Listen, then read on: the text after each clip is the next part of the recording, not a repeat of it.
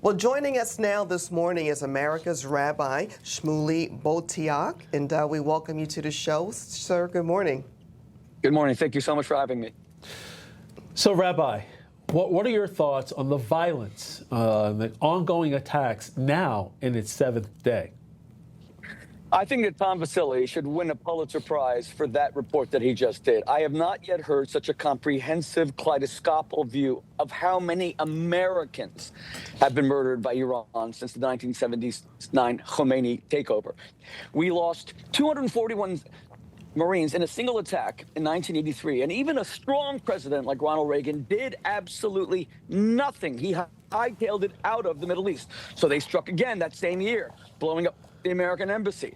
They killed 600 American soldiers in Iraq, and as Tom just said, they have been allowed to kill at least 1,000 American servicemen, at least, with impunity, with no response from the single greatest power on earth. I want every American man, woman, and child watching this show on NEWSMAX right now to know that the blood of these Marines and the blood of these American embassy employees cries out from the ground. What do we have a military for?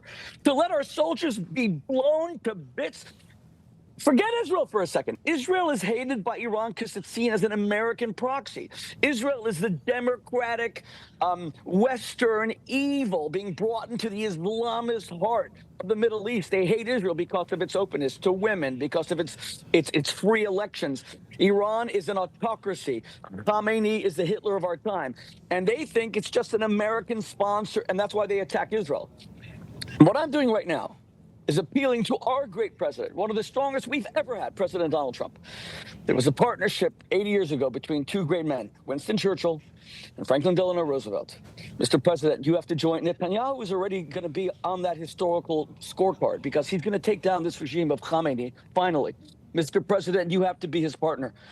Israel does not have the 30,000-pound bunker buster bomb or the B-2 bomber that can deliver it to destroy the Fordo nuclear reactor that has hundreds of pounds of enriched uranium that can strike the United States at any time. That's so true. We need to put everything you just said on a loop because we have people who are just not getting this, Rabbi. You've been very vocal on social media. You've been stressing the point that Israel is the light and Iran is total darkness. If you can just comment a little more on that. You know, you're right. People are not getting it. Trump's base, the MAGA base, half of them, Tucker Carlson, we call him Tucker Carlson, because who knows why he's changed his views so much and become a Holocaust denier, et cetera. But the MAGA base, of course, is indeed saying the forever wars. Let me just be clear. Wars go on forever when you don't defeat your enemies. The reason why World War II did not go on forever is we defeated and destroyed Japan and Nazism. We never destroyed the Iranian regime that killed 1,000 Americans. That's why this is going on forever. Everything that you see in terms of Hamas, Hezbollah, it's all Iran, Iran, Iran. Now, if President Trump wants to end the forever wars, if he doesn't want to be remembered, and he won't be because he's such a strong president, but like Jimmy Carter was the worst president we ever had. And the Iranians took over our embassy in 1979, and Carter's response was complete and utter vacillation and weakness. America created the Khomeini regime because they never took decisive action. Carter should have said to Khomeini, I was 13 years old at the time, he should have said, you have 1 week to put our hostages on a plane or your country is eviscerated, just like we did to Berlin and Dresden and Hamburg, and even, God forbid, I'm not suggesting we do it today, but the United States dropped atomic bombs on Japan so there would not be a forever war. Today, Japan is our great ally. Today, Japan is a great democracy. Today, Germany is a great democracy. Iran can be that, but not when you let Khomeini just kill and kill. Now, good and evil? Some of these dummies in the MAGA base, and you have half the MAGA base who want to put America first. This is about putting America first. They killed 1,000 American troops. Some of these dummies in the MAGA movement that say we have a military, what? Just to take pictures, never to use it. This regime wants to kill Trump. This regime threatened and planned and were arrested, their agents by the FBI, to murder the president of the United States. And people who claim to be MAGA say that there should be no repercussions for trying to kill our beloved president.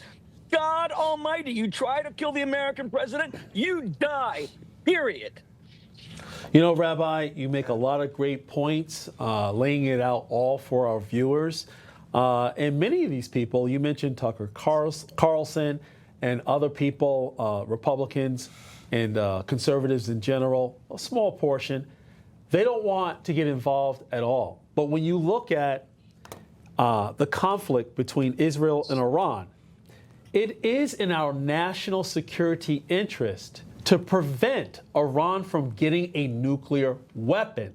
As you said, it could not only strike Israel, but potentially strike the U.S. and threaten even Arab neighbors. So it is in our national security interest to wipe out Fordo without the bombs that we have, and we're the only ones who have it, and take out and wipe out all other capabilities. So that way, maybe in the future, and I'm being very optimistic, we can reach some type of normal relationship at some point in the future, aspirational, just like you mentioned between the U.S. and Japan. What say you?